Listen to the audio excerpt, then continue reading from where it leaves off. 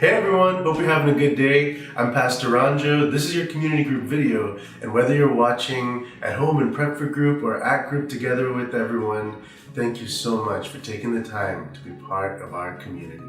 So this week we continued in our series on Hebrews, but before we get there, I want to take a minute to remind you about Super Sunday. I hope you guys are busy working out the details on your cupcakes, but I want to give you 3 other things to think about. First, volunteer. If you haven't already, there's still plenty of opportunity to volunteer. If you can, we would love the help. Contact Leanne. Her email will be in the mentions of this video. So go ahead and contact her and volunteer if you can. Second, think about someone you'd like to invite.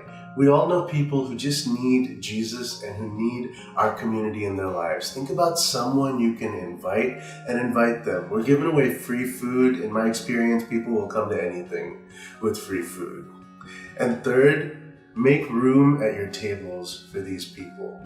Don't only sit with your friends on Super Sunday. Make some space at your tables for people who don't know where to sit, who are looking for a place to sit, so we can be a welcoming and inviting church. All right, those are the 3 things. Looking forward to it, and I hope you are too. So this Sunday we focused on Jesus as a high priest greater than Aaron. And for more on that, here's Dylan with your 90-second sermon recap. Hello everybody, my name is Dylan and I'm one of the leaders here at GCF, and I'm going to do your sermon recap for this week. So we are in our Jesus is Greater Than series, and this week the topic was Jesus is greater than Aaron. Now Aaron was one of the high priests of the Jewish people. A high priest would go to God as a mediator on behalf of the people, seeking the people's interest. Now, if we think that Jesus is a high priest in a sense, we spent weeks talking about how great Jesus is, how much beyond us he is, how divine he is. Now, if he's so far beyond us, how can we trust that he's going to have our interests in mind? When you choose somebody to represent you, you want somebody that's going to have your interests in mind. So if Jesus is well beyond us, how do we know that he'll have our interests in mind? How do we know he can even understand us? Well, Jason pointed out that Jesus was fully human and fully divine. Fully human means that Jesus suffered in every way that we suffer. So if you look at the passage that we looked at this week, and it talks about the Garden of Gethsemane, and it talks about how Jesus suffered temptation to disobey God. Jesus, the Son of God, suffered that, just like we do. And Jesus, even when faced with that, remained faithful. Needless to say, Jesus faced the same suffering that we do. So we know that when we go to God, when we go to Jesus, we know that he can sympathize, that he can empathize with the things that we're dealing with, because he went through them too.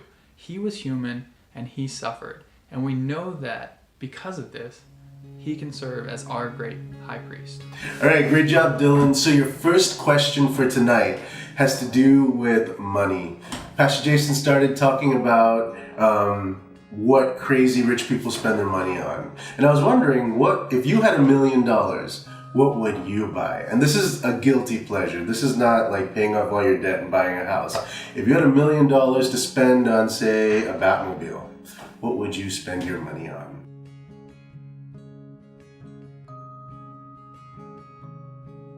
So this Sunday we studied Hebrews 4:14 to 5:10. I want to take some time as a group to reflect on that passage. So read that passage together.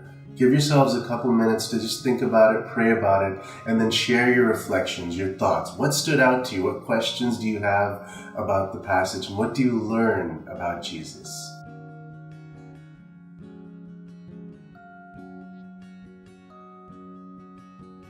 Finally, Pastor Jason ended the sermon with a really powerful illustration about a man who had survived a bombing attack, and how a reporter was able to touch his face and feel the shrapnel still rolling around in his head. And he used that to explain how Jesus gets you. He understands who you are and what you're going through. The greatest gets you. So playing off that, I want to go back to the previous week. Last week we ended with the question, where in your life do you need to be faithful to Jesus? And I want to ask, how is that going?